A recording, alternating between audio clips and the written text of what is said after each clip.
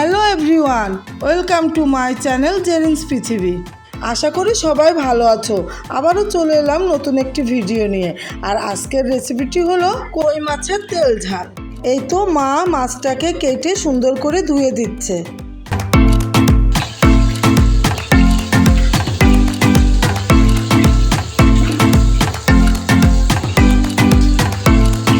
এই যে আমি কই মাছগুলো সুন্দর করে কেটে ধুয়ে নিয়েছি। এখন এর মধ্যে একে একে আমি দিয়ে দেব পরিমাণ মতো লবণ,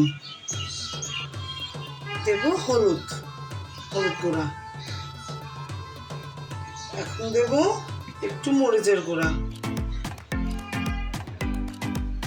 তারপরে আমি এগুলোকে খুব সুন্দরভাবে প্রত্যেকটা মাছের গায়ে মাখিয়ে নেব।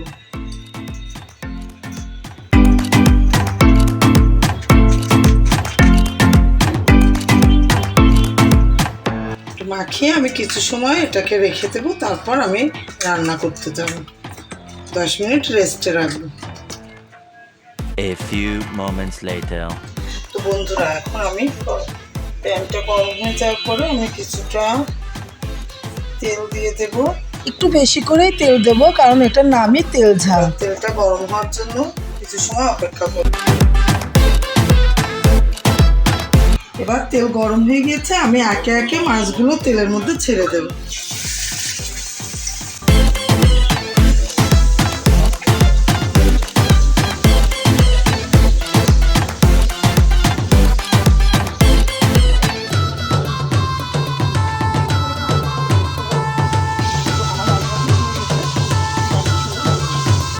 মাছটিকে সুন্দরভাবে উল্টে পাল্টে ভেজে নিয়ে এবার একে একে নামিয়ে নিচ্ছি।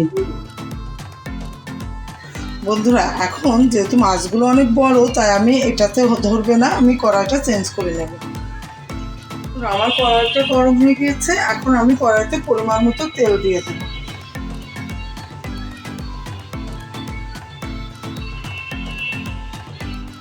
এটা গরম হয়ে গেলে এবার আমি দিয়ে দেব তেলের মধ্যে কালো জিরা।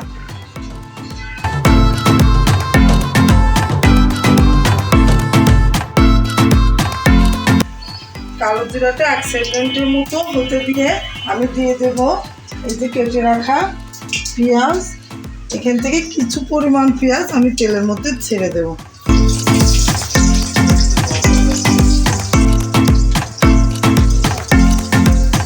কিছু সময় একটু নাড়াচাড়া করে পেঁয়াজটা বাদামি বাদামি রং এসে গেলে তারপর আমি দিয়ে দেবো এক এক করে সব মশলা।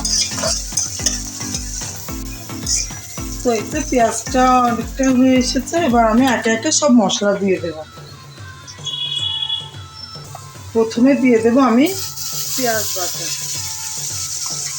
2 চামচ,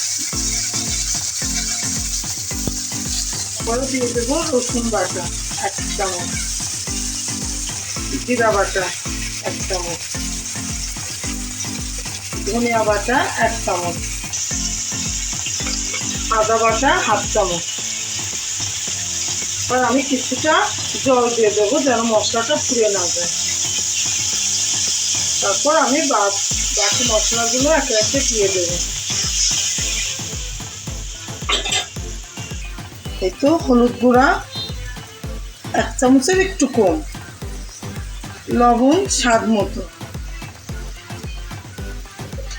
এই যে শুকনো মরিচ গুঁড়া যে যেমন খেতে পছন্দ করো সে তেমনটাই দেবো। আমি একটু কাঁচামরিচ চিড়ে দেবো, এই জন্য আমি কিছুটা কম দিলাম। তারপর আমি মশলাটাকে সুন্দরভাবে একটু নাড়াচাড়া করে যত সময় না মশলার উপরে তেল ভেসে ওঠে আমি তত সময় কষাতে দেব। মশলাটাকে একটু ঢাকনা দিয়ে ঢেকে দেব।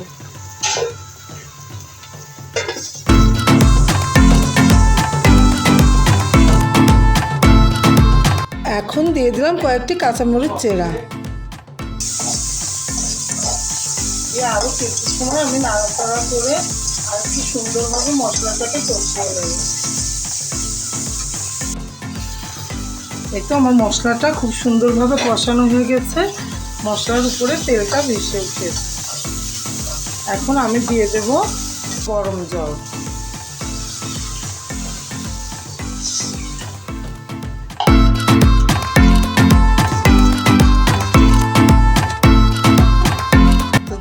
জলটাকে আমি কিছু সময় ফুটতে দেব, তারপর আমি মাছগুলো ছেড়ে দেব। তো বন্ধুরা, জলটা ফুটতে ফুটতে পাশের চুলায় উস্তা ভাজিটা করে নেব। তো প্রথমে আমি প্যানে কিছুটা তেল আছে, আর আমি তার মধ্যে আর কিছুটা তেল দিয়ে নেব।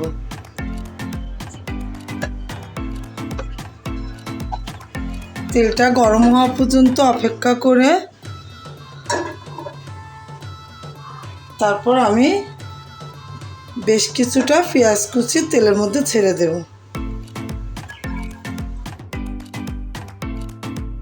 পেঁয়াজটাকে কিছু সময় নাড়াচাড়া করে একটু ভাজা ভাজা করে নিয়ে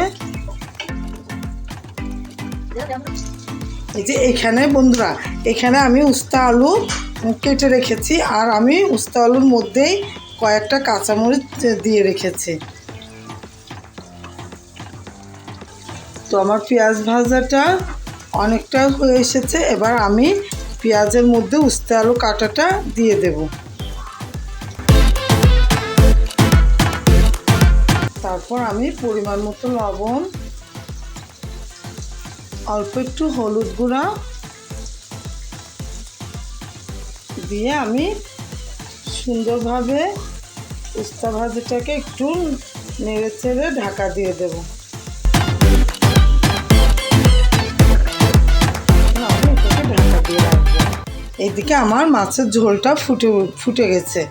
এখন আমি এই মাছের ঝোলের মধ্যে একে একে সব মাছগুলো ছেড়ে দেব।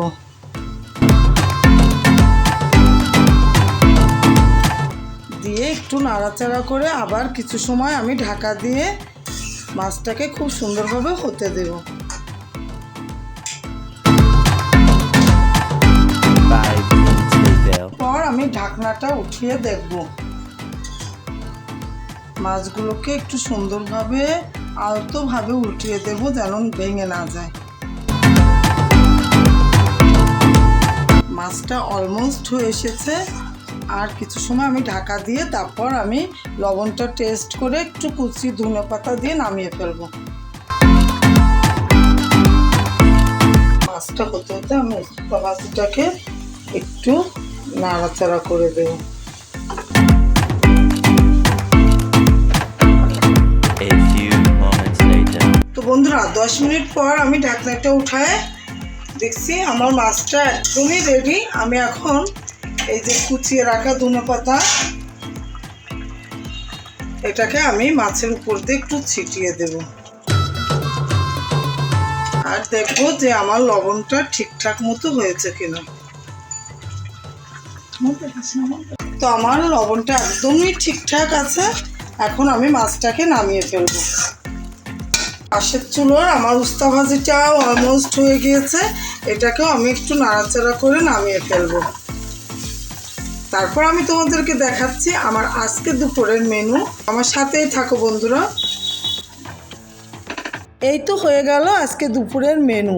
তো এখানে কই মাছের তেল ঝাল আর উস্তা দিয়ে আলু ভাজি। তো আসলে বন্ধুরা, আমি তোমাদের কাউকে শেখানোর জন্য না, আমার রান্নাটা একটা হবি বলতে পারো তোমরা।